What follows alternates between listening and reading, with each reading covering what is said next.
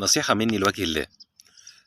احنا يا جماعة هنا على القناة ما بنعملش، يعني ما بنحاولش نسود الدنيا في وش الناس من ناحية التغذية. انا بحاول ان انا اوصل لكم المعلومات اللي عندي علشان تاكلوا افضل حاجة، وان انتوا ما يضحكش عليكم، لان دي صحتكم في الاول في الاخر. احنا الاسبوع ده بنتكلم عن الاجبان، فانا الاوان بقى نتكلم عن الجبنه الرومي او الجبنه التركي زي ما بنقول عليها في اسكندريه.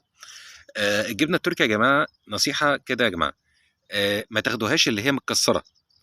يعني لو هتاخدوا جبنه رومي، البياع كان في الاول بيسالنا زمان تحبوا تنضفوها ولا لا، ان انتوا تشيلوا الطبقه الخارجيه ولا لا. لكن دلوقتي ما بقاش حد بيسال، بتتقطع كده على طول.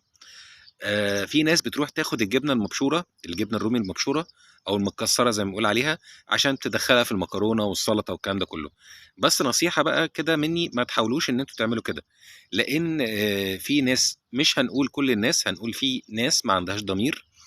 الطبقه الخارجيه دي بينمو عليها نوع من انواع العفن، ونوع من انواع البكتيريا الغير مرغوبه، فبيدخل لك كله في بعضه وكله بيتدارى. فنصيحه، لو انت هتجيب جبنه عشان تبشرها، هات جبنه سليمه، حته رومي سليمه، وبشرها انت بايدك في البيت، او ست البيت تبشرها بايديها في البيت، تبقى ضامنه ان هي بتاكل حاجه نظيفه. تاني حاجه يا جماعه، الجبنه طبعا، الجبنه المبشوره او المكسره دي، في ناس ما عندهاش ضمير.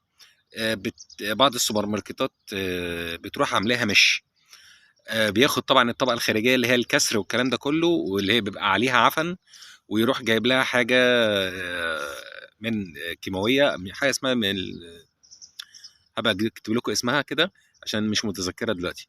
دي نوع بيقولوا عليها بتبقى طارده للديدان وكده والكلام ده كله، ودي مشكلتها ان هي خطر جدا على الصحه.